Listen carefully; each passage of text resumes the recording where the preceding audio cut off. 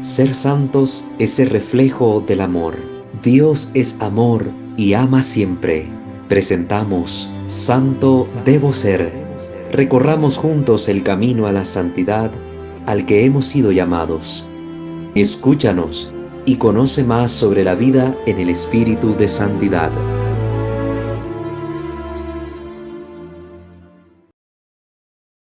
Queridos hermanos, sean bienvenidos una vez más a esta transmisión que por la gracia de Dios llega a ustedes a través de nuestro canal de formación espiritual, nuestro canal Santo Debo Ser.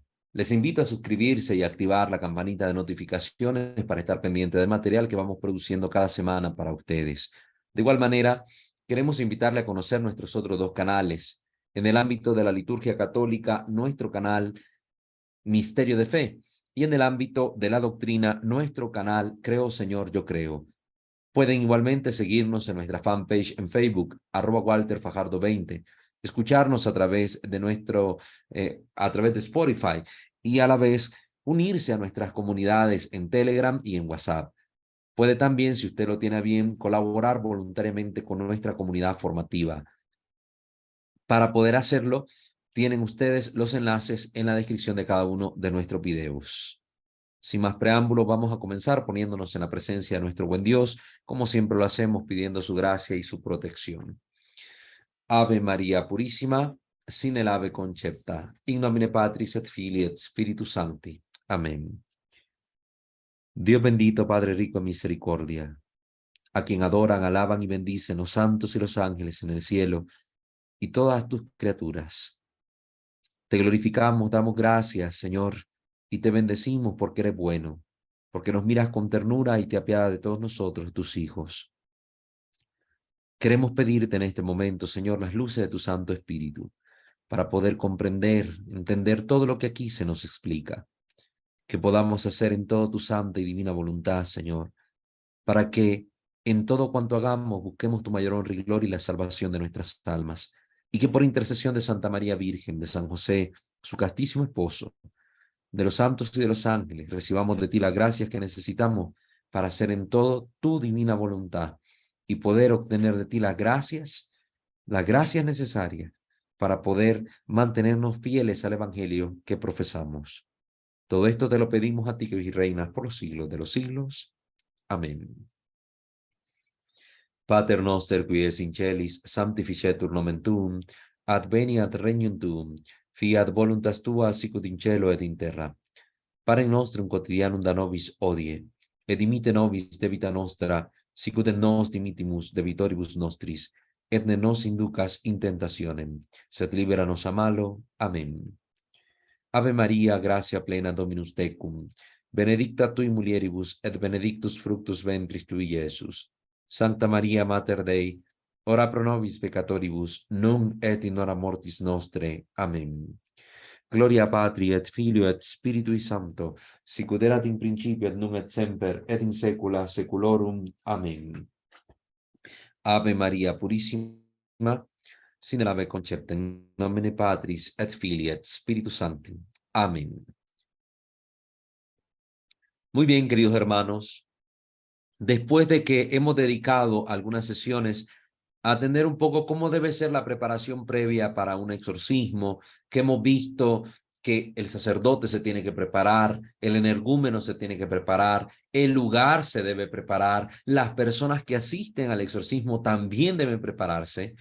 Vimos un poco cómo es la estructura del exorcismo católico, cómo se va desarrollando el rito para desmitificar cualquier idea errónea que tengamos sobre la realización del mismo. La sesión pasada culminábamos hablando sobre los exorcismos desde la experiencia del famoso exorcista de Roma, el padre Gabriel Amorth. Ahora quiero que vayamos entrando un poco más en los contenidos sobre el exorcismo para ir respondiendo algunas preguntas, despejando algunas dudas. Y para ello, pues vamos a leer un poco lo que nos dice el Catecismo de la Iglesia Católica sobre los exorcismos. En el numeral 1673 vamos a ver también unas cuantas palabras del padre Jorge Loring en su obra Enciclopedia del Católico para Salvarte. y luego vamos a continuar respondiendo algunas preguntas desde la obra del padre José Antonio Fortea, Summa Demoníaca, para ir contestando pues estas curiosidades y así tener una mejor comprensión sobre el tema. Vamos a empezar entonces con el catecismo. Les repito, numeral 1673. Quien tenga el catecismo a mano, pues lo puede señalar, puede buscar ahí este numeral para pues ir con el texto en mano leyéndolo. Dice así: cuando la Iglesia pide públicamente y con autoridad en nombre de Jesucristo que una persona o un objeto sea protegido contra las acechanzas del maligno y sustraída de su dominio, se habla de exorcismo. Exorcismo. Esta es la definición que da el Catecismo de la Iglesia Católica. La súplica de la Iglesia y cuando pide con autoridad que alguien o algo sea protegido, sustraído del dominio de Satanás. Jesús nuestro Señor lo practicó. Se nos dice aquí en el Catecismo que podemos buscar algunos textos, por ejemplo, Marcos capítulo 1, versículos del 25 al 26, para que veamos un ejemplo de esta práctica por parte de nuestro Señor y Mesías. De Él, de Jesucristo, tiene la Iglesia el poder y el oficio de exorcizar. Esto lo vemos en Marcos capítulo 3, versículo 15, capítulo 6, versículo 7 y versículo 13, capítulo 16, versículo 17. Es decir, que con Jesucristo se inaugura esta práctica como tal. Sí, antes de Cristo pudieron haber unas prácticas, pero considerar exorcismo como tal, lo hacemos a partir de nuestro Señor, quien ejerció este dominio sobre los demonios, quien mandató sobre ellos el alejarse de las personas a las que afectaban, que cesaran su acción extraordinaria en esos individuos, y vemos que de él, pues la Iglesia, los cristianos, su cuerpo místico, han recibido este poder, esta autoridad sobre los demonios. En forma simple, el exorcismo tiene lugar en la celebración del bautismo, que es la que se llama, que tenemos que denominar como tal, exorcismo menor, exorcismos menores, los del bautismo. El exorcismo solemne, llamado el gran exorcismo, solo puede ser practicado por un sacerdote y con el permiso del obispo. En estos casos, es preciso proceder con prudencia, observando estrictamente las reglas establecidas por la Iglesia. Entonces se pide aquí que se actúe con prudencia, con mesura, no confiando fácilmente que allí hay una acción demoníaca detrás, pero tampoco siendo negligentes en obstinarse en creer que todo tiene una explicación única y estrictamente racional, psicológica, médica, natural, y obviando que realmente existe una acción demoníaca en algunos casos. Y también esto que se nos dice acá, hay que recordarlo, que hay que observar estrictamente las reglas establecidas por la Iglesia. ¿Esto con qué fin? Con el fin de evitar praxis heterodoxas, con el fin de evitar alguna práctica que tienda más a la superstición o a una forma desviada de fe que no corresponde con la creencia católica. El exorcismo intenta expulsar a los demonios o liberar del dominio demoníaco gracias a la autoridad espiritual que Jesús ha confiado a su iglesia. Muy distinto es el caso de las enfermedades, sobre todo psíquicas, cuyo cuidado pertenece a la ciencia médica. Aquí también se nos hace esta salvedad, algo para tomar en cuenta. Aquí no se ahonda mucho en esto. Sin embargo, ustedes ya saben que tenemos un video completo dedicado a este tema de exorcismo y psiquiatría, y también hemos mencionado que el padre Gabriel Amor tiene una obra que se llama así, ¿verdad? Exorcistas y psiquiatras, o exorcismo y psiquiatría, dependiendo de la traducción que hayan hecho de la obra, donde se aborda bastante bien estas temáticas para poder tener nociones claras de la distinción que hay que hacer entre lo que pertenece al campo espiritual propiamente dicho y lo que pertenece al orden de lo psíquico. Por tanto, es importante asegurarse, continúa el catecismo, antes de celebrar el exorcismo, de que se trata de una presencia del maligno y no de una enfermedad. Hay que asegurarse por medio de los signos, el discernimiento que va teniendo el exorcista. Ya veremos que no es estrictamente necesario que haya un examen médico previo que diga fidedignamente aquí esta persona está endemoniada. No, ¿verdad? Bastan algunos signos en los que el exorcista debe fijarse, de los que puede deducir que hay aquí una certeza moral de la presencia demoníaca en una persona, de una acción extraordinaria de los demonios en la vida de una persona. Y aquí nos refieren al canon, que también vamos a leer, al canon 1172 del Código de Derecho Canónico. Código de Derecho Canónico. Pero le vamos a dar lectura más adelante a este canon. Ya lo hemos leído a grosso modo, pero quiero leer los comentarios también de los profesores de la Universidad de Salamanca, que siempre comentamos acá en el canal.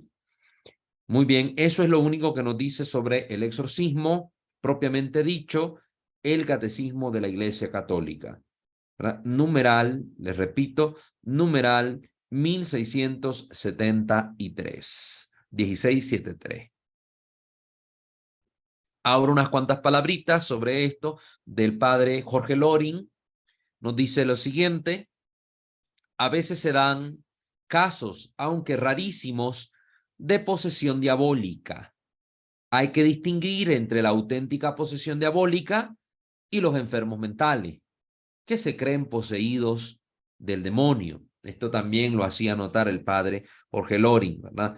Esto es una línea muy sutil, muy delgada la que existe y que debe estar muy atento el sacerdote exorcista para poder atisbar, a conocer que ahí hay una presencia demoníaca actuando en esta persona y no simple y llanamente una enfermedad de orden psíquico.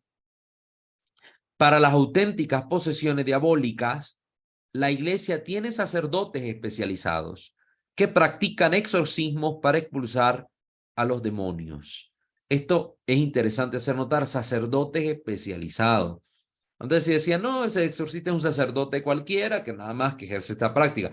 Bueno, no se diferencia de los demás sacerdotes en cuanto que tengan algún poder extraordinario en su ministerio. Ellos tienen el mismo ministerio que los demás sacerdotes, en este sentido, el mismo poder de Cristo para celebrar los sacramentos, para absolver los pecados, para santificar a la alma.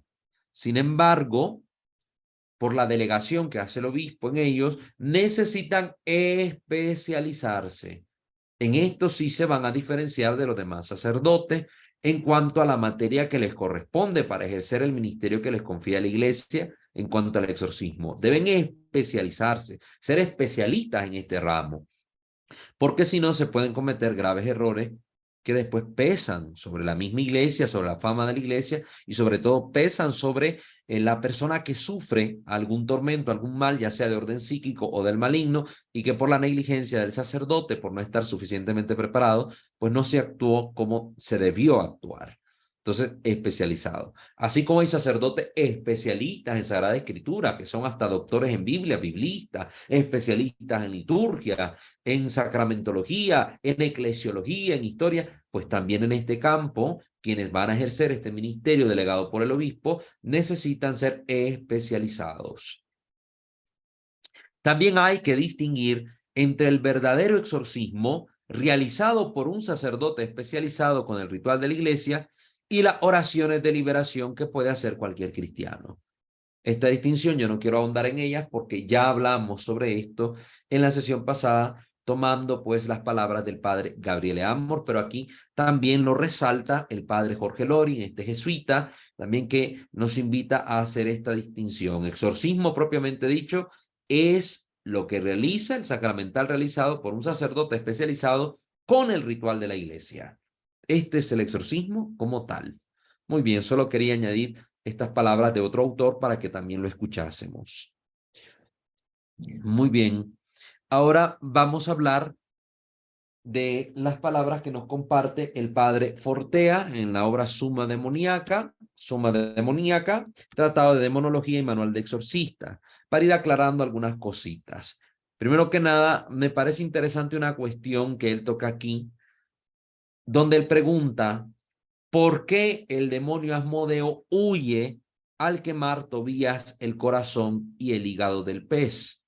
A ver, ¿qué se hizo aquí? Porque esto ya huele, dirían algunos, ya huele como a superstición, que están haciendo unas cosas todas raras por ahí para hacer salir a los demonios, quemando hierbas o haciendo cosas raras. No, aquí queman que un hígado y corazón de pescado, entonces esto es efectivo contra los demonios. Yo tengo que ir a quemar en mi casa si siento una cosa rara, el hígado y el corazón de un pescado.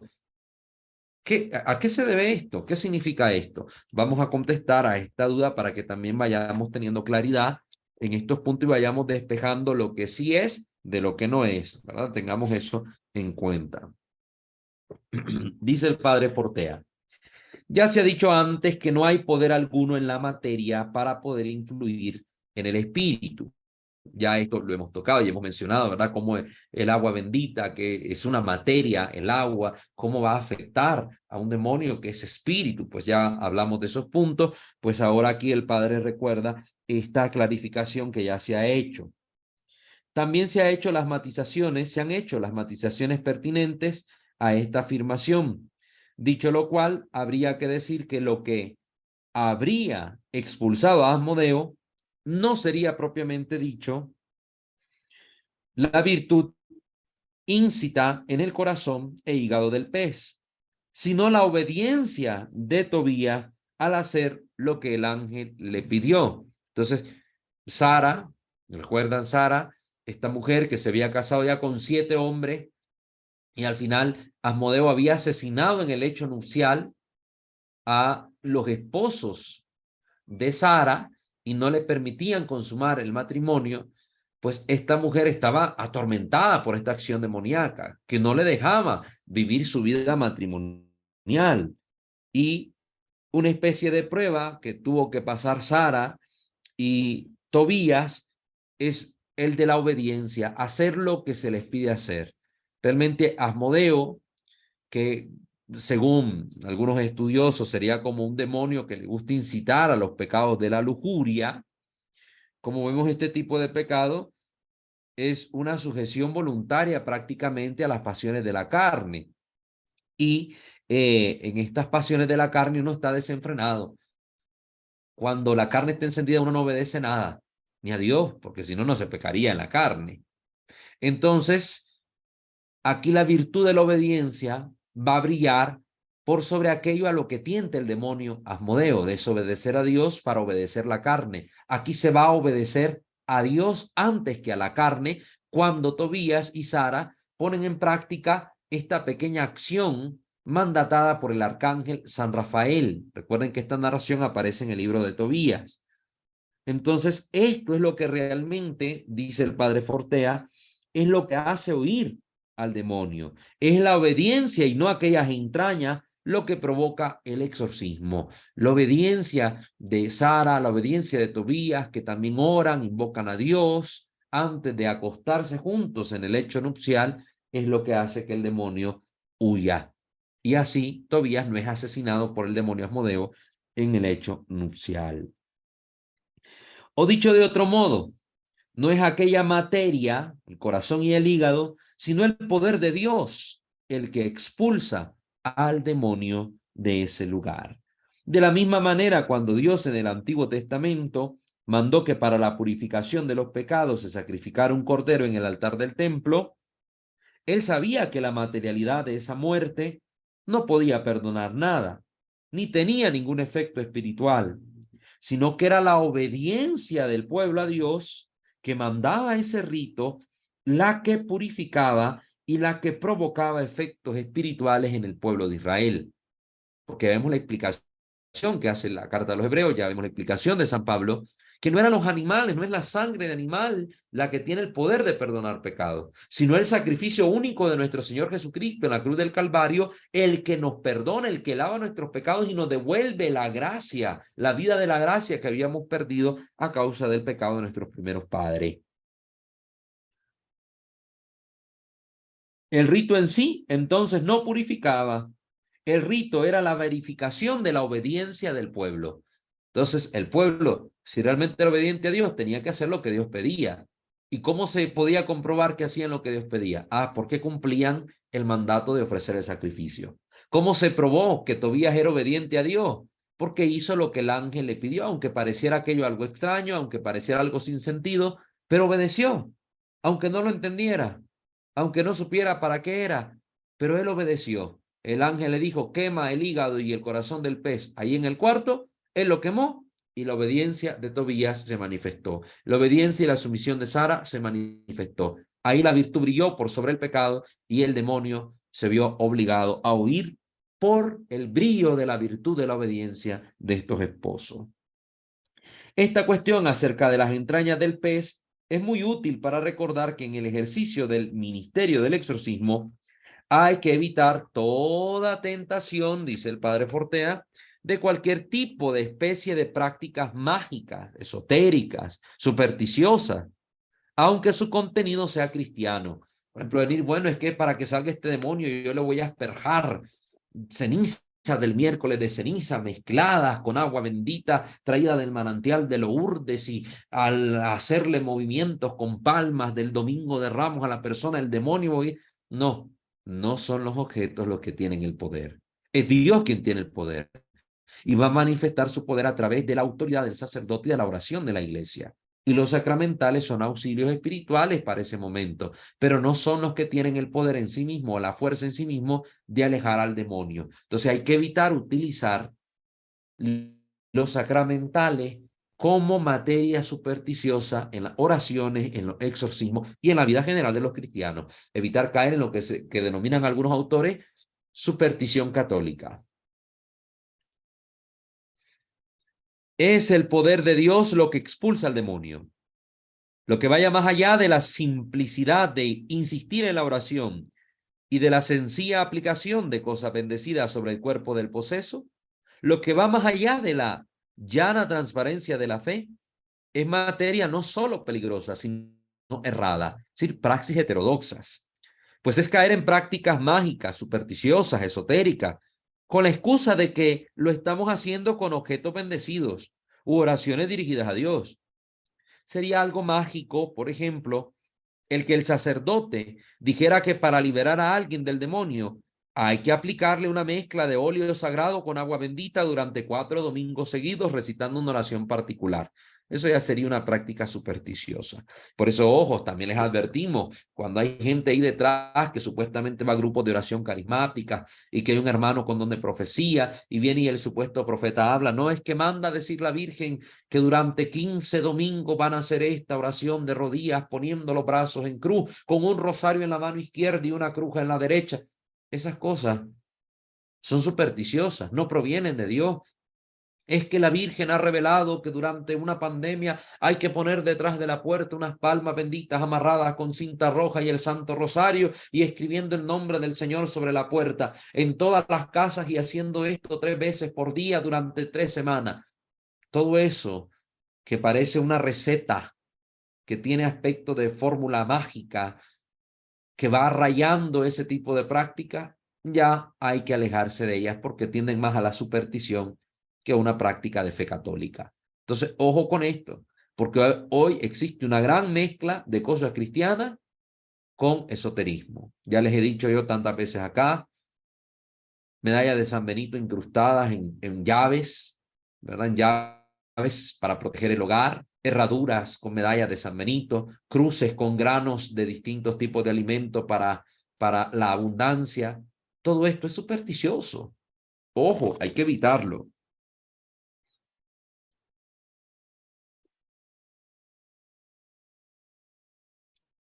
¿Verdad? Aquí pone otro ejemplo el padre. O hay que rezar una determinada oración 7 veces y que tras cada recitación hay que darle a beber agua bendita y después mirar a la Virgen. Todo esto, aunque sea con objetos cristianos, son prácticas mágicas. Pues la eficacia de la liberación ya no se pone en la fe en Dios y en la oración dirigida a Él, sino que se está poniendo en los objetos, en la materialidad de un objeto específico que debe ser aplicado de un modo o de otro extremadamente determinado para que funcione la oración. Ay, no, no se la tomó el agua después de la 7ª oración, hay que volver a empezar porque si no, el demonio no va a salir. Ya cuando la persona va desarrollando escrúpulos porque no hizo tal o X cosa, ahí ya vamos viendo el fruto de esa práctica supersticiosa, de esa práctica de piedad de fe. Ahí está el castigo, en el escrúpulo que la persona va a tener.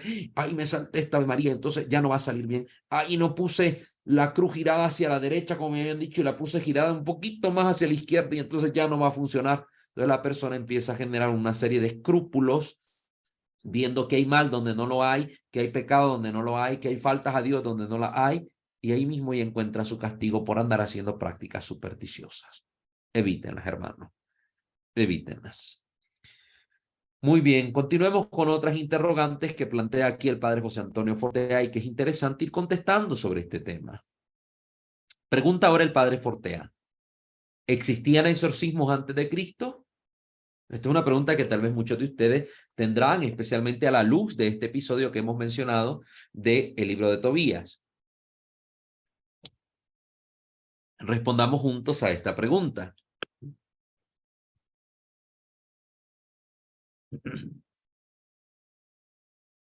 Vamos a ver qué nos dice el padre Fortea. Realmente existía gente que decía exorcizar, pero el poder de expulsar a los demonios lo dio Cristo a sus seguidores.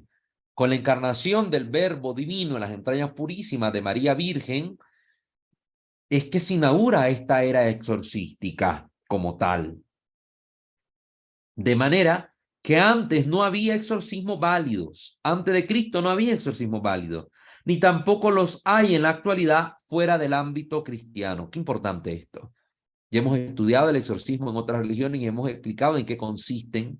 Ya hemos dado la salvedad de que por qué en algunos casos parece funcionar, algunos por obras mismas del demonio, que simula un éxito de exorcismo en una religión no cristiana para así hacer que la gente persevere en prácticas no cristianas, y otras por la piedad y misericordia de Dios, que atendiendo a la solicitud de la fe, del corazón y de la humildad de la persona que sufre y pide el auxilio, pues también ayuda a estas almas, pero que, como nos dice aquí el padre Fortea, que tampoco hay en la actualidad fuera del ámbito cristiano exorcismo lícitos, válidos.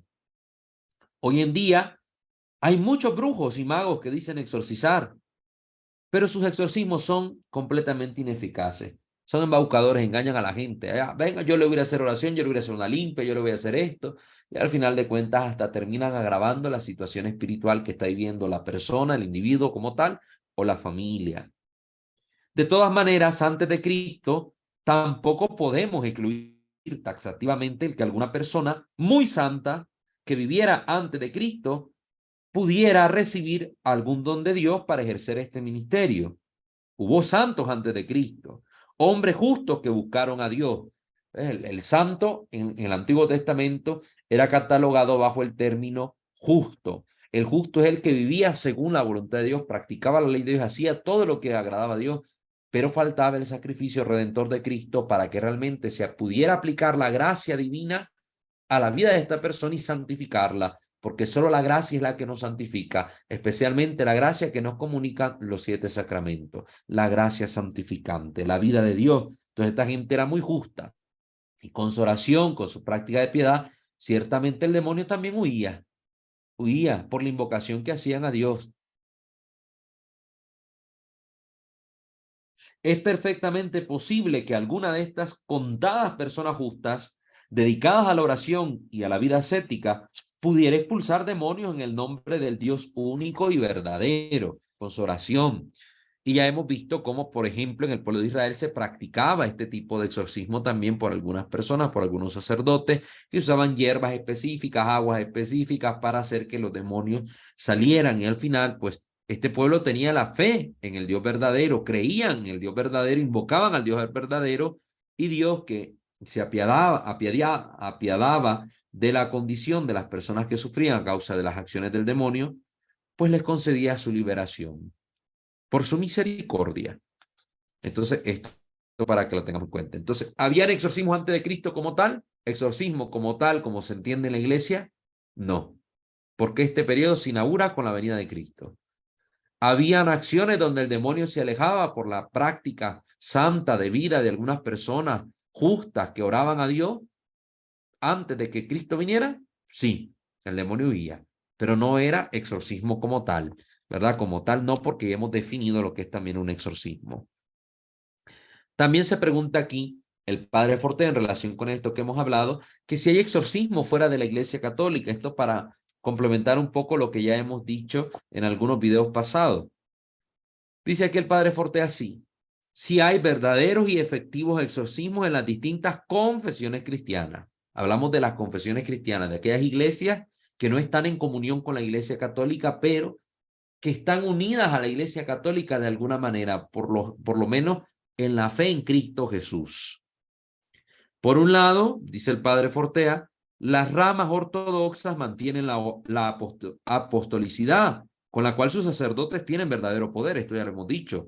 Son verdaderos sacerdotes, son verdaderos sacramentos, hasta el punto que si yo estoy en un lugar donde no hay ni una sola iglesia católica cerca y están las iglesias ortodoxas, yo puedo asistir a la Divina Liturgia y comulgar en esa iglesia. Por otro lado, las ramas protestantes tienen el nombre de Jesús y la fe en él. Y en el nombre de Jesús y en su fe, ellos oran y pueden conseguir que el demonio se aleje. Oran. Serían oraciones de liberación, no exorcismo como tal. Para ir aclarando los términos. A las cosas más necesarias, Dios no ha querido ponerle demasiadas condiciones para su validez. Así, normalmente el bautismo lo realizan casi de forma válida todas las confesiones cristianas, porque hay confesiones que se autodenominan cristianas, pero no tienen un bautismo válido. Por ejemplo, las que bautizan en el solo nombre de Jesús no es un bautismo válido. Las que cambian la fórmula trinitaria que Jesús ha dado en los evangelios para realizar el sacramento no tienen un bautismo válido. Entonces, solo son válidos aquellos bautismos que realizan creyentes cristianos de otras denominaciones cuando el bautismo lo hacen haciendo la fórmula que Cristo mandató. Yo te bautizo fulano en el nombre del Padre, del Hijo y del Espíritu Santo. Amén. Ya, hasta ahí. Si hacen esta fórmula con la fe de la iglesia, esa persona está bautizada. Pero si ya cambian la fórmula o meten otras cosas extrañas a lo que Jesús mandó, ese bautismo es inválido. Es inválido. Como el Redentor sabía el gran sufrimiento que iba a causar la posesión en aquellos que la padecieran, no quiso poner condiciones muy estrictas para que los exorcismos fueran efectivos. En el ámbito ortodoxo, los exorcismos son muy parecidos a los del ritual católico y ya los hemos descrito aquí. Explicamos un poco cómo lo hacen los ortodoxos. Los monjes que se reúnen a orar y con los salmos, etcétera, etcétera, realizan esta oración a Dios. En el ámbito protestante pentecostal, la rama de estas sectas, los pentecostales, Asamblea de Dios, pentecostales, etcétera, etcétera. En el caso de ellos, el exorcismo, o más propiamente dicha, la oración de liberación, suele consistir en un grupo de fieles que se reúnen para alabar a Dios y en medio de esas alabanzas, ordenar una y otra vez al demonio a que salga en el nombre de Jesús. Y la fe y el poder de ese nombre, por la fe de esta gente, logran que el demonio sea ahuyentado. Que hemos dicho que como no cuentan con el sacramental como tal, muchas veces estos exorcismos también se quedan cortos. Porque si en la Iglesia Católica, aún teniendo la fuerza y el poder de Dios dado a los sacerdotes, aún con el rito establecido con la autoridad de la Iglesia, a veces hay exorcismos que se prolongan muchos años. Ahora imagínense en estas sectas que no están en comunión plena con la Iglesia, que no gozan del poder sacerdotal, que no están en plena comunión con la acción del Espíritu Santo, pues el efecto que pueden tener sobre un endemoniado, pues es menor sus oraciones. Se va a haber momentos en que no salga el demonio, como ya hemos explicado, no salga el demonio y muchas veces terminan abandonando ellos los casos, culpando al energúmeno porque no tenía suficiente fe y por eso el demonio no salió. Y bueno, y lo despiden, váyase. Usted no quiere creer, entonces el demonio nunca va a salir. No podemos seguir orando por usted. Y lo despiden a la persona como tal. Entonces, hemos explicado estos problemas.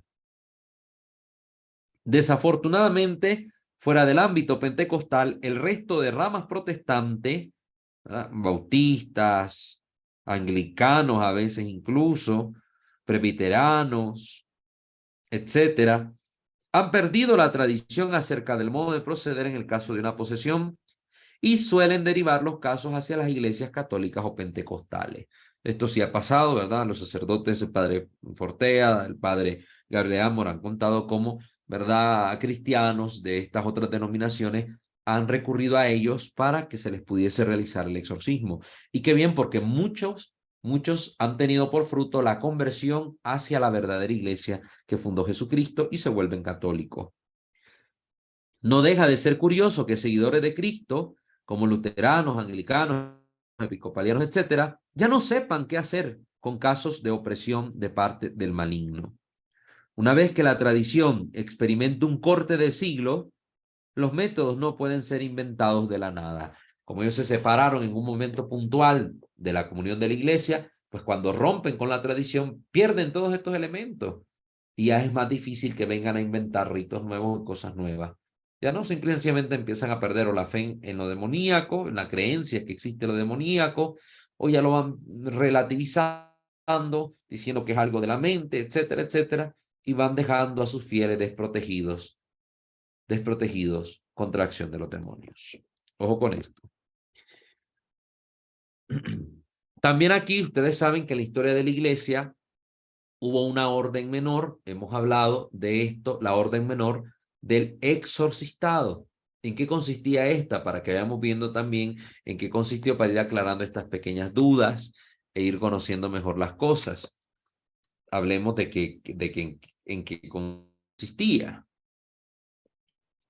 La orden menor del exorcistado era una bendición que la iglesia daba a través de un rito litúrgico en el que se pedía expresamente a Dios su gracia para ejercer este ministerio. Y consistía más que todo, ahora esta orden, en un paso previo a la ordenación sacerdotal, es decir, como que se le iban dando en las órdenes menores los elementos que el sacerdote iba a requerir tener para poder ejercer su ministerio. Entonces llegaba la función del hostiario, llegaba la función del exorcista, etcétera, el subdiácono incluso, y todas estas eran preparación, un camino de preparación hacia el sacerdocio. Entonces, más que un ministerio como el de hoy, configurado como el de hoy, donde se recitaban solemnemente las oraciones sobre los posesos, pues era un ministerio donde el obispo le confería esta potestad al candidato a las órdenes, de que ya iba a poder expulsar demonios, iba a tener esta autoridad sobre los demonios.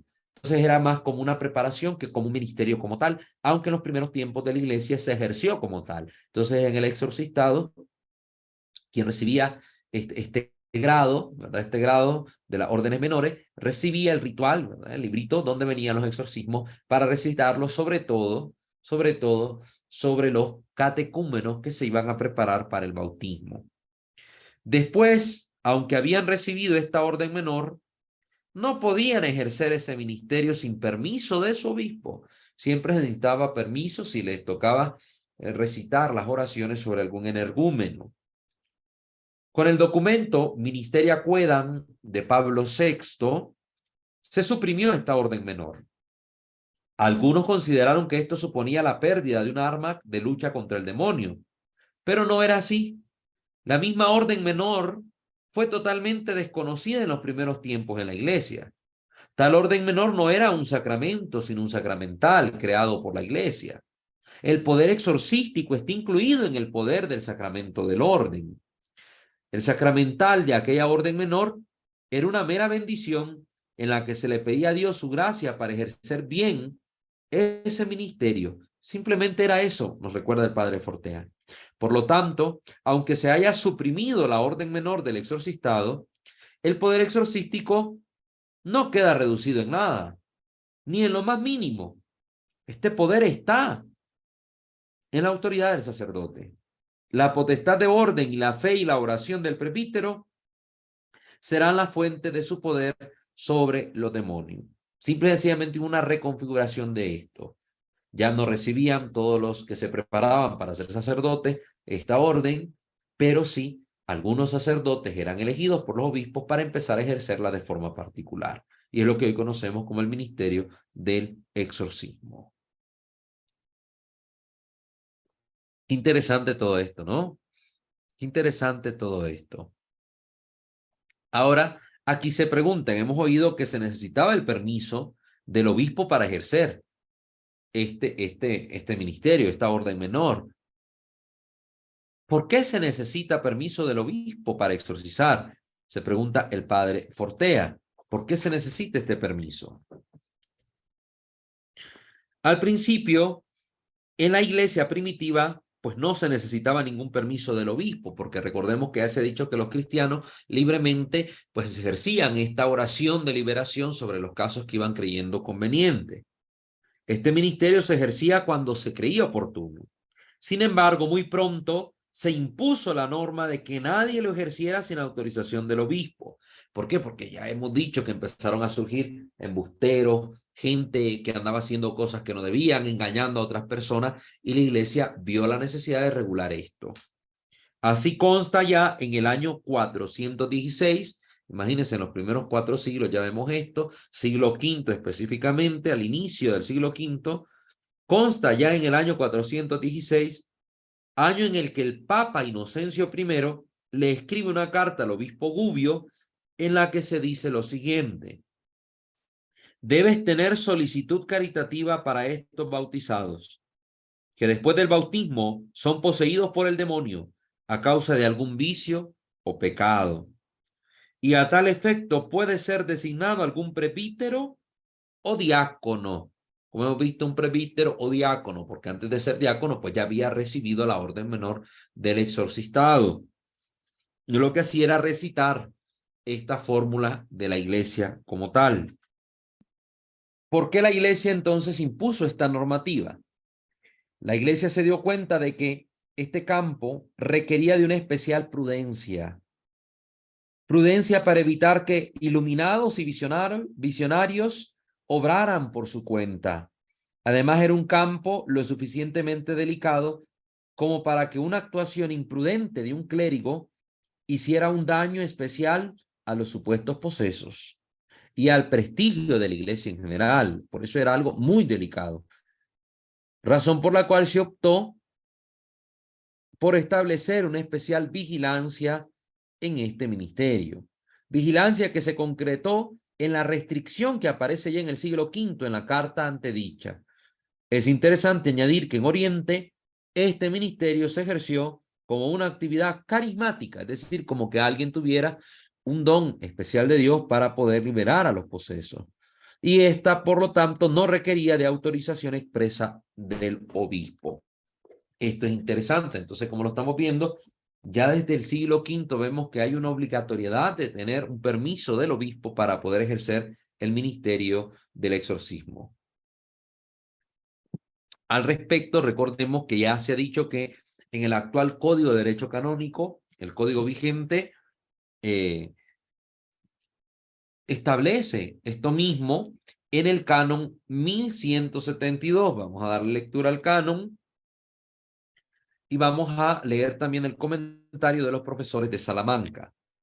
Dice: sin licencia peculiar y expresa del ordinario del lugar, esto en el parágrafo 1, nadie puede realizar legítimamente exorcismos sobre los posesos. Se necesita licencia peculiar y expresa, que el obispo le diga a la persona que va a ejercer este ministerio, que le dé el permiso. Esto significa que no puede ser solo de viva voz, sino que tiene que ser escrito. De viva voz sería un caso muy extraordinario, en un lugar de misión donde no hubiera posibilidad de tener el documento listo, etcétera. Pues es un caso muy extraordinario, pero lo que establece el código es licencia peculiar y expresa del obispo. Parágrafo 2. El ordinario del lugar concederá esta licencia solamente a un presbítero piadoso, docto, que tenga conocimiento de la materia, prudente, que no vaya a hacer alguna locurita, y con integridad de vida, que no lleve una doble vida. Esto es lo que dice el código como tal. Miremos qué comentan los profesores de Salamanca al respecto. Según la fe de la Iglesia, en el mundo existen potencias espirituales maléficas contra las cuales la Iglesia ha de luchar, entre otras cosas, con el exorcismo. Se trata de una acción litúrgica por la que se intenta expulsar los demonios o liberar del dominio demoníaco gracias a la autoridad espiritual que Cristo ha confiado a la Iglesia. Esto pues también lo leíamos en el Catecismo de la Iglesia Católica. Jesús lo practicó y de él tiene poder la Iglesia y el oficio de exorcizar, como ya hemos mencionado en el Catecismo.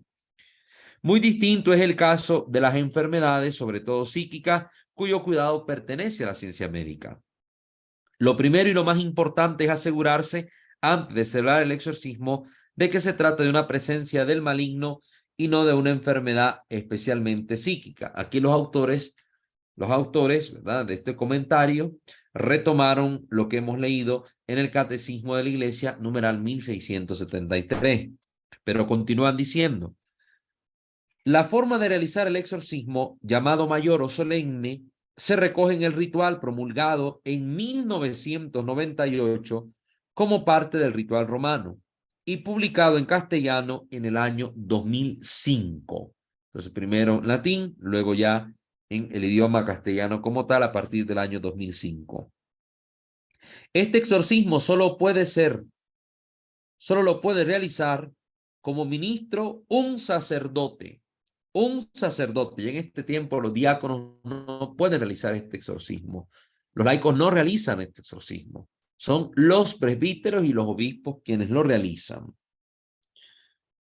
Solo puede ser realizado por un sacerdote que tenga licencia peculiar y expresa del obispo diocesano, con las cualidades que describe el canon que hemos leído, y que además esté preparado específicamente para este oficio. Esto es importante, ¿verdad? Esto es importante. Los obispos deben prohibir que personas no debidamente autorizadas orienten reuniones en las cuales se hagan oraciones para obtener la expulsión del demonio, oraciones que directamente interpelen a los demonios o manifiesten el anhelo de conocer la identidad de los mismos. Esto es importante, ¿verdad? Esto ya hemos también mencionado, las cartas que hablan de parte de la Congregación de la Doctrina de la Fe sobre estos temas para obtener de la salud, de las oraciones de sanación, de liberación y sobre las normas vigentes sobre el exorcismo. Entonces, ojo con esto, porque el obispo también tiene que ejercer su función de vigilante de la comunidad para evitar algún abuso, algún exceso que después venga en perjuicio no solo de la iglesia en su fama, sino también de las personas que son sometidas a estos grupos que andan haciendo cosas que no son debidas. Y ojo, porque en la renovación carismática católica se da a veces mucho abuso en este ámbito. Ya dije que en la renovación, no toda la renovación, hay muchos renovados que yo conozco que tienen buena formación y están haciendo las cosas como son, pero hay otros que, por el amor de Dios, fórmense. Aquí también se nos pregunta respecto a esto, si para proceder al exorcismo, ya teniendo la autorización del obispo, es obligatorio un informe psiquiátrico. Se nos pregunta esto y responde el padre Fortea de la siguiente manera: no, la respuesta es no. La idea de que es un preceptivo o que es preceptivo un informe psiquiátrico antes de proceder al exorcismo no aparece en ningún texto normativo sobre esta materia. No hay hasta el momento un texto que legisle y que diga que es obligatorio tener un examen psiquiátrico para poder proceder a un exorcismo. Si un obispo espera que un psiquiatra le diga, este hombre está poseso, normalmente no se hará ningún exorcismo, aunque se presentara ahí el mismo endemoniado de Gerasa que tenía una legión adentro. Porque no le corresponde a la ciencia médica dictaminar esto. Esto le corresponde dictaminarlo, después de un adecuado discernimiento, al sacerdote exorcista. El informe psiquiátrico solo va a hablar de posibilidades. Si el exorcista está seguro de que está posesa la persona, ¿para qué necesita un informe psiquiátrico? Si ha visto los signos evidentes, clarísimos, y hay esta certeza moral de una posesión, pues no es requerido este informe psiquiátrico. ¿Cuándo se podría requerir? Pues cuando hay una sospecha de que ciertamente ahí lo que pudiera haber es una enfermedad psiquiátrica. Entonces el exorcista puede decir, bueno, hágase estos estudios, vaya donde un psiquiatra, vaya a hacerse esto y a ver qué resulta y para ver. Y sobre todo en casos complejos donde pareciera que conviven ambas situaciones, que realmente hay signos de posesión, pero también se ven signos de una enfermedad, de un desequilibrio mental. Pues ahí el exorcista puede sugerir un examen psiquiátrico, un examen que pues permita determinar qué mal natural está afectando a esta persona para que también reciba la ayuda adecuada por parte de la medicina. Pero esto no va a impedir que el sacerdote realice su ministerio exorcístico. Además, En varias ocasiones, dice el padre de su experiencia, el padre Fortea, ya me ha ocurrido que en un proceso la enfermedad psiquiátrica coexistía con una verdadera posesión. ¿De qué hubiera servido un informe en este caso? De nada. Desde el momento en que puede coexistir una enfermedad psiquiátrica con la posesión, ¿qué sentido tiene un informe psiquiátrico? ¿Es que si está enfermo no puede estar poseso acaso? Claro que puede estarlo. Claro que puede estarlo. Recuerden ver nuestro episodio, nuestro capítulo sobre posesión y psiquiatría para ahondar este caso, si alguno se está uniendo hasta ahorita al canal y quiere tener un conocimiento un poco más extenso en este punto. Siguiente interrogante. Siguiente interrogante. ¿Es cierto que durante el exorcismo el poseso revela los pecados de los presentes? ¿Cierto que si tú estás ahí y te metes al exorcismo, el demonio empieza a decir, tú hiciste esto, tú te fuiste allá, tú te metiste con esto, hiciste lo otro? No. ¿Qué pasa? ¿Esto es real? Veamos qué responde de su experiencia el padre Fortea.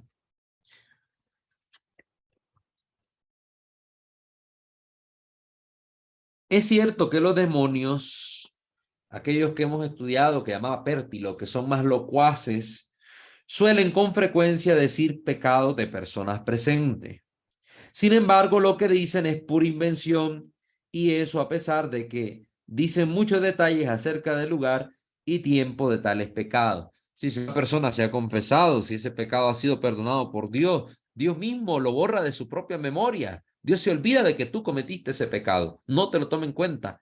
¿De dónde es que el demonio te tiene que estar echando en cara algo que Dios mismo ya te ha perdonado si es Dios el que te va a juzgar? Entonces, ¿qué hacen los demonios? Empiezan a decir cosas para distraer a las personas que están orando. Es decir, no, y tú, padre, que vienes a expulsarme a mí si tú eres un degenerado, tú eres un borracho, tú hiciste esto tal día, tal día. Y entonces, a veces, dar referencias del lugar o de personas para que tal vez alguno de los presentes que sabe algo sospeche, mete la duda, la incertidumbre. Y ahí el demonio va ganando la batalla. Entonces el demonio siempre va a decir cualquier tontera. Por eso, ¿cuál es el consejo durante el exorcismo? No hacerle caso a lo que el diablo está diciendo, que diga lo que quiera decir. Ustedes sigan orando. Que el demonio dice, no, es que este padre es homosexual, que este padre es mujeriego, que este padre, ¿qué les importa? Ustedes sigan rezando. Que el demonio lo que va a buscar es distraerlos. En muchas ocasiones he comprobado, dice el padre de su experiencia, que distintos demonios, habiendo podido haber revelado pecados míos que eran ciertos, no los revelaron porque Dios protege la fama de sus sacerdotes y no les permitió hablar sobre ellos. De la misma manera, en un exorcismo el poseso le dijo a un chico presente que moriría dentro de un mes en un coche blanco y tampoco le pasó nada. El demonio locuaz miente. Solo es fiable aquello que se le pregunta en nombre de Jesús. Y aún esto solo es fiable si se insiste en la orden de que diga la verdad en el nombre de Jesús. Porque aún así a veces miente, aunque uno lo obligue en el nombre de Jesús, puede decir alguna mentira. Porque el demonio es así, es un embustero. Entonces no es 100% confiable lo que el demonio dice en un exorcismo. A veces a mucha fuerza, en el nombre de Jesús, se le obliga para que confirme que sea algo verdadero y se le obliga y termina cediendo. Pero lo mejor es evitar tener ese diálogo con el demonio. Es mejor centrarse en lo que se tiene que hacer, expulsarlo. No es para llegar a sentarse a tomar una tacita de café con el diablo a ver qué me va a contar hoy. No, es expulsarlo al fin. Sí han ocurrido casos concretos. Por ejemplo, el padre Amor contó, una vez yo aquí se los leí, que un sacerdote incrédulo quería entrar al exorcismo, el padre se lo permitió, pero este no creía en el demonio, se burlaba de aquello, ni siquiera se confesó, a pesar de que se lo dijo el padre, entre confesado y todo.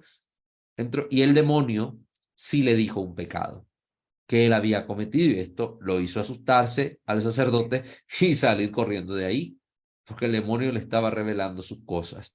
Entonces esto sucedió, pero Dios lo permitió precisamente para mover la fe de este hombre que no creía, era un incrédulo en que estas cosas eran reales, en que el demonio existía, en que el demonio poseía, era un hombre muy racionalista. Y entonces el Señor permitió que esto aconteciera simple y sencillamente para excitar la fe de este sacerdote y que se arrepintiera de esa incredulidad y pudiera dar crédito a esto que en la iglesia se realiza. Pero fue un caso muy anómalo, muy anómalo, muy raro. Es cierto, respecto a esto otro, una pregunta más que se hace el padre Fortea, es cierto que el demonio toma venganza de los exorcistas por haberle expulsado del cuerpo de una persona. Miremos qué responde. Todas estas son curiosidades, ¿verdad? Son cosas que hay que conocerlas. Tal vez algunas preguntas estén inconexas con el resto. Sin embargo, nos dan luces sobre esto y hay que verlas. Respondiendo a la pregunta, contesta el padre Fortea.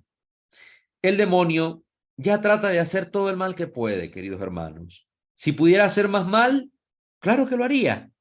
Si el sacerdote reza el rosario cada día y le pide a Dios que lo proteja contra toda acechanza del maligno, no tiene nada que temer. Y lo mismo les digo a ustedes, recen diario, pequeñas oraciones a lo largo de todo el día, pequeños actos de amor a Dios, con fe y oraciones fuertes también hay que hacer. Y el demonio se aleja. El poder de Dios es infinito. El poder del demonio no. El demonio no tiene un poder infinito, está atado de manos a lo que Dios le permita hacer. De todas maneras, San Pablo nos dice, vístanse de las armaduras de Dios para que puedan resistir las estratagemas, es decir, los ataques del demonio. Y San Juan también nos dice, sabemos que todo el que ha nacido de Dios no peca, sino que él nació de Dios. El que nació de Dios, el unigénito, lo guarda. Y el malo, es decir, el demonio, no puede tocarlo. Primera carta de Juan, capítulo 5, versículos 18 al 20. Y Jesús también nos dijo, miren, les he dado poder de pisar serpientes y escorpiones y autoridad contra toda fuerza del enemigo, y nada les podrá dañar. Lucas capítulo 10, versículos del 17 al 19.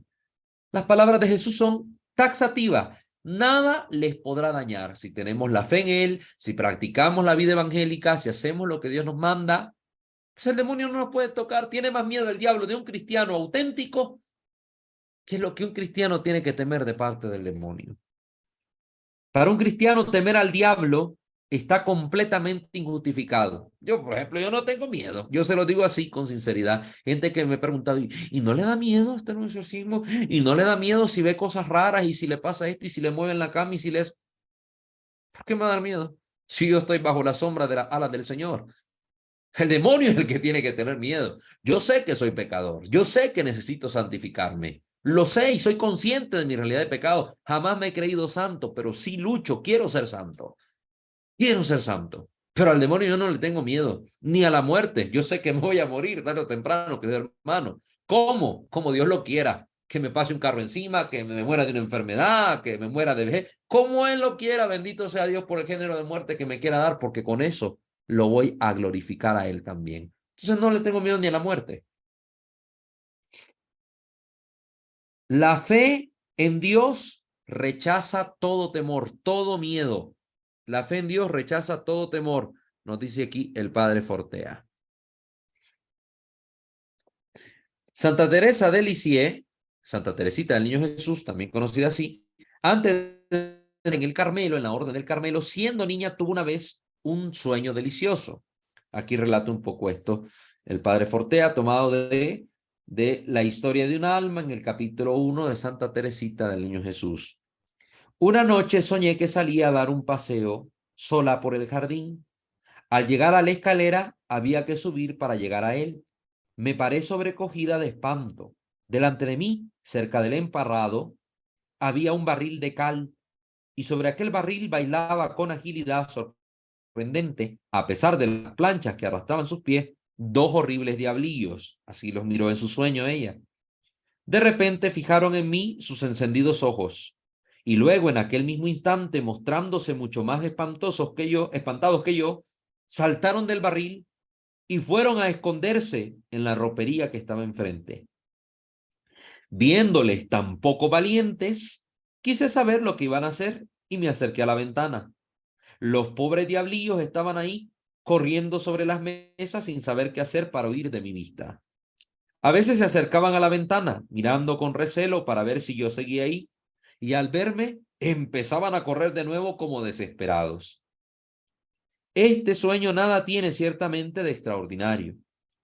Creo, sin embargo, que Dios ha permitido que lo recuerde siempre para demostrarme que un alma en estado de gracia nada tiene que temer de los demonios, que son cobardes, capaces de huir ante la mirada de un niño. Miren qué interesante lo que nos recuerda aquí Santa Teresita.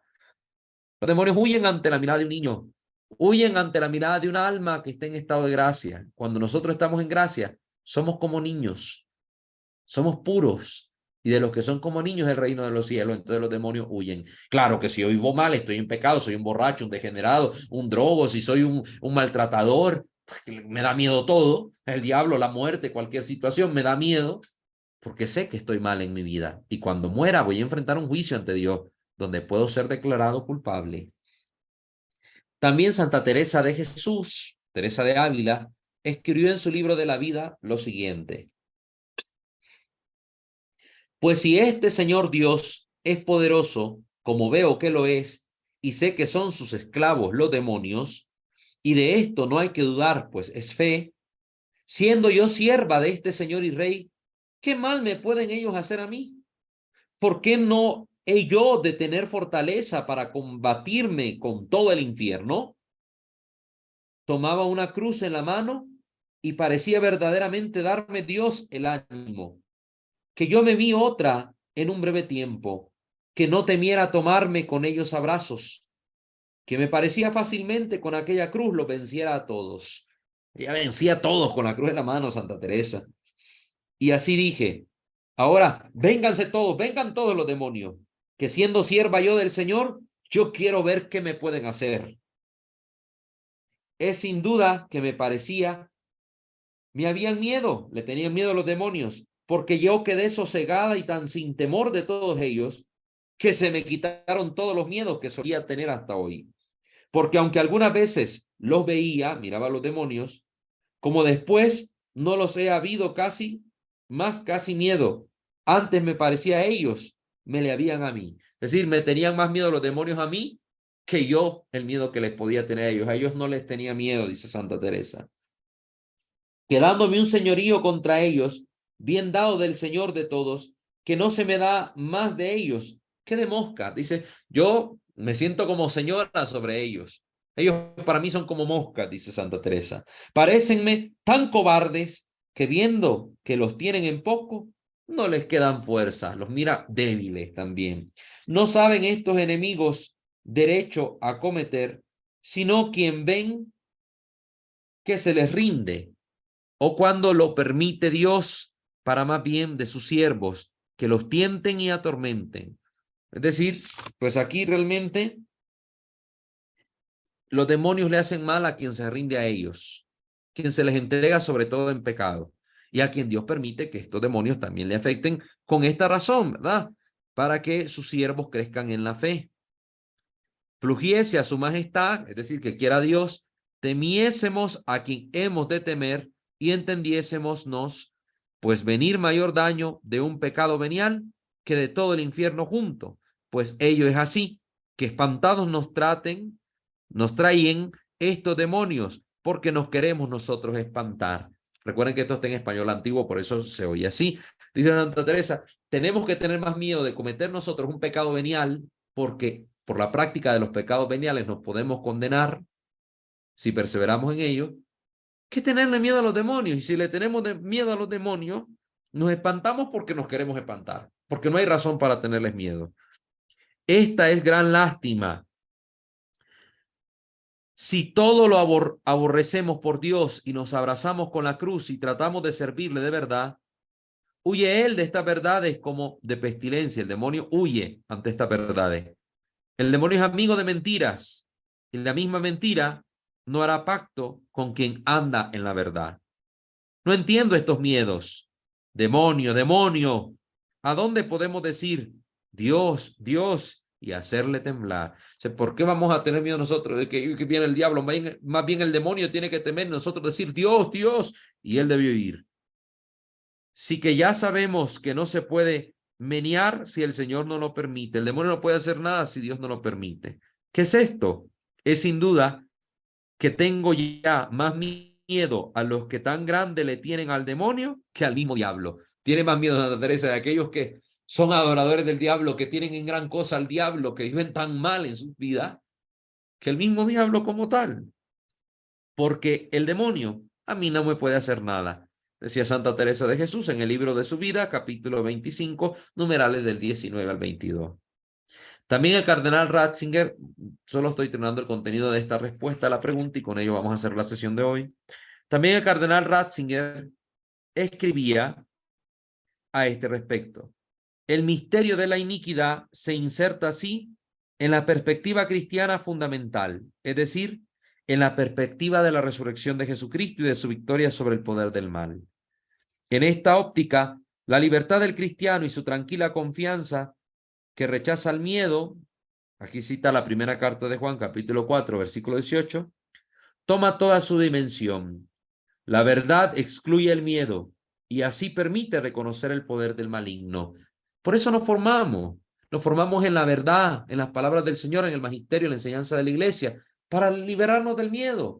El conocimiento también nos da este poder de ser libres del miedo. Estas son palabras del cardenal Ratzinger en el libro de Joseph Swenens, Renovación y Poder de las Tinieblas. Como se ve, nuestra fe, continúa el padre José Antonio Fortea, nos enseña que el demonio existe, pero también nos enseña que existe dentro de la construcción teológica de la fe en Dios nuestro Señor. Y la fe en Dios es incompatible con el miedo. La fe en Dios destruye todo miedo. Aquí pone dos notas explicativas, las vamos a leer para dejar completo esto. Dice el padre Fortea, en la nota A, de todas maneras, la experiencia me ha enseñado, dice él, que es muy frecuente que a los laicos que participan en exorcismo ayudando al sacerdote, al acostarse ese día, el demonio le despierte en mitad de la noche. Al principio, al oír cosas así, pensaba que se debía a la preocupación subconsciente de la persona por haber estado en el exorcismo. Pero al cabo de unos años vi que no, que ciertamente el demonio, rabioso por el bien que eso hacía a sus almas, le despertaba súbitamente esa misma noche. A algunos incluso un par de noches, simple y sencillamente para perturbarlos, para molestarlos, pero no los podía dañar. En todos estos años, solo una única vez la cosa ha ido un poco más lejos. Uno de los laicos que asistió era una persona que no creía mucho en todas estas cosas. De hecho, no era un cristiano practicante. Asistió más bien por curiosidad. Le invité porque sabía que eso iba a hacerle un gran bien a su alma, para que viera y creyera. Y así fue. Aquello le supuso un gran beneficio para toda su vida espiritual. El problema fue que al día siguiente, su hija, a la 1 de la mañana en su casa, comenzó a presentar los mismos síntomas de un poseso durante 2 horas. El marido, preocupadísimo, le decía a su mujer que él no sabía lo que era un poseso, pero que aquello que veía en su hija era lo mismo que había visto el día anterior en la iglesia durante el exorcismo. La niña lloró inconsolable durante 2 horas seguidas, sin ninguna causa, sin que nada se pudiera hacer para que parara en sus lloros, que eran como nunca los habían visto en ella. Incluso en un momento dado, comenzó a hablar con una voz ronca. Se pusieron a rezar y en 2 horas, aquella niña de 6 años volvió a la normalidad. Es un caso que demuestra lo furioso que le pone al demonio verse descubierto. Y esto demuestra cómo trata de vengarse, aunque esa venganza no pueda llegar más allá de despertar a alguien en medio de la noche. Lo que he dicho de la niña es una excepción. En este campo, a veces las excepciones pasan, dice el padre Fortea. La nota B concluye diciendo, a mí, personalmente, lo único que me ha pasado de naturaleza extraordinaria ha sido que por la noche acostado se me encendiera la luz a pocos minutos después de acostarme. Solo me ha ocurrido una vez. Conozco a más sacerdotes que se dedican a estas cosas que lo mismo que a mí no les ha ocurrido nunca nada o algo tan intrascendente como eso.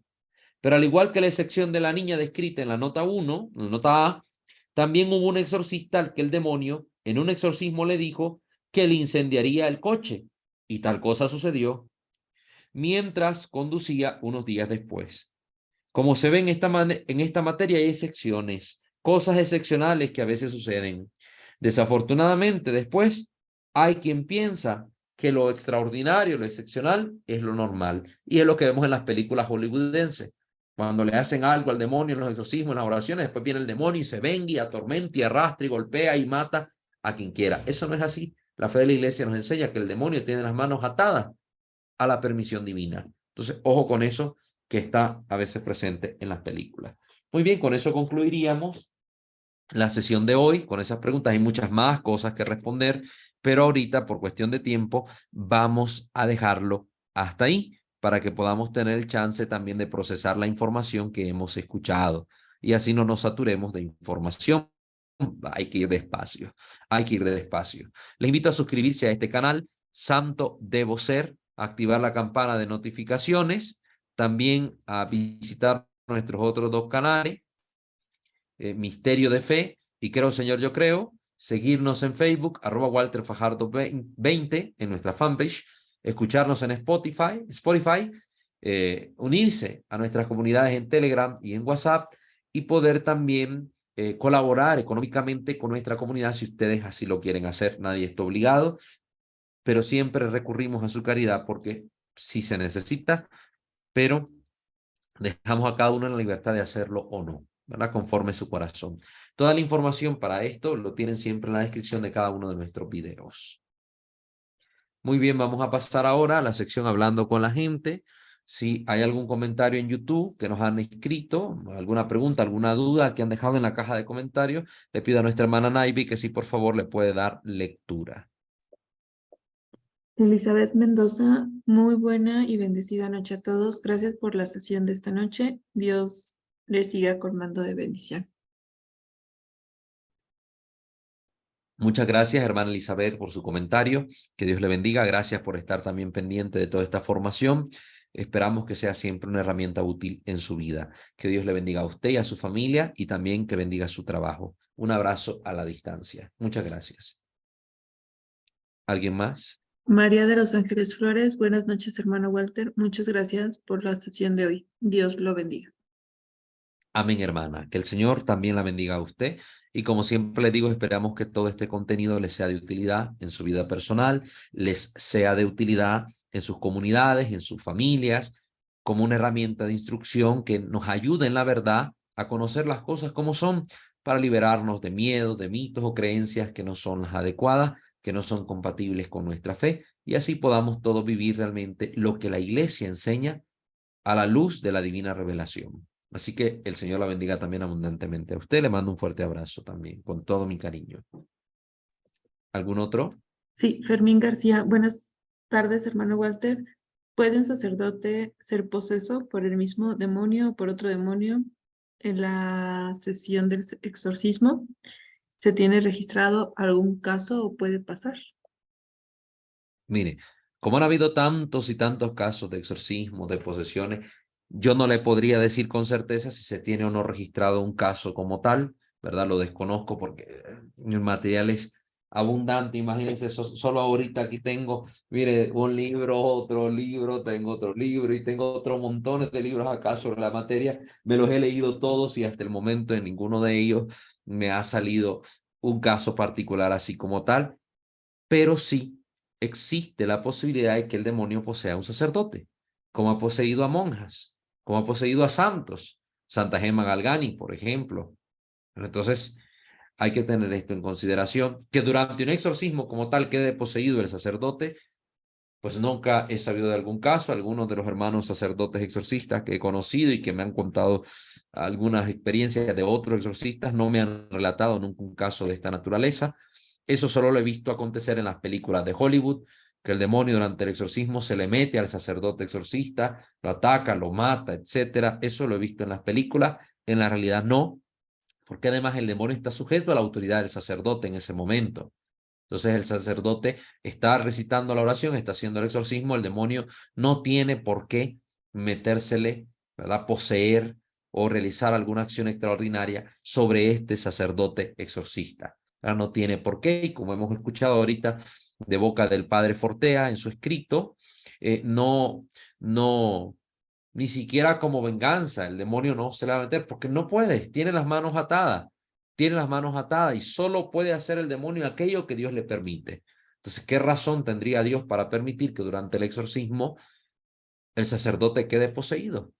Si el sacerdote está actuando como ministro de Dios en ese momento para llevar a cabo la expulsión del demonio del cuerpo de aquella persona o de aquel lugar que está siendo afectado por la acción extraordinaria de los demonios. Entonces no tendría razón de ser. Entonces, como le digo, hasta el momento yo desconozco. Voy a intentar preguntar con algún otro sacerdote exorcista que conozca por ahí, que si tienen razón de esto, si tienen algún conocimiento sobre un caso particular sobre ello, para que me dé información, y si existe algún caso registrado sobre esto, pues yo se los hago saber, se los hago saber. De lo contrario, pues la respuesta a la pregunta como tal sería la que he dado hasta el momento. Muchas gracias por su pregunta, hermano Fermín. Son ¿Hay todos algún los, otro son comentario? todos. Perfecto. Bueno, son todos los comentarios de este día. Agradezco a todos su participación, el estar pendiente de estas formaciones, el querer seguirse instruyendo con este canal y con toda la información que les estamos brindando.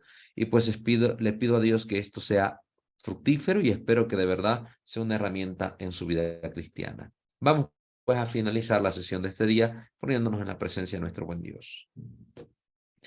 Ave María Purísima, sin el ave concepta, in nomine Patris et Filii et Spiritus Sancti. Amén.